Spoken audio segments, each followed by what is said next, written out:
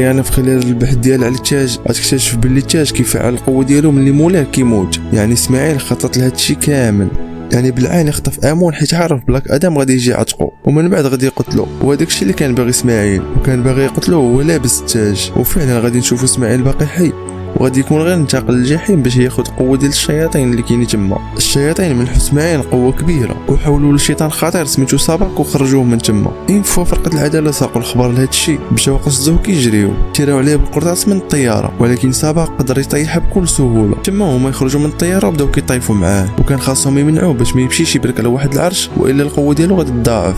داروا اللي في جهدهم باش يوقفوه وسقلوا الحبو شحال من ضربه ولكن والو. ولكن خونا الشيطان كان في نيفو اخر وهما كانوا في نيفو اقل منه، بحال قلتي القوه ديالو تقريبا بحال بلاك ادم. وعياهم يدخلوا ليه ولكن كان قوه منهم بسنين، وهو غير ضربه واحده منه كتعادل 100 ضربه منهم. يعني فهمنا باللي مستحيل يتغلبوا عليه. كاين حتى هو فهم هذا الشيء، وبما انه شاف الرؤيه ديال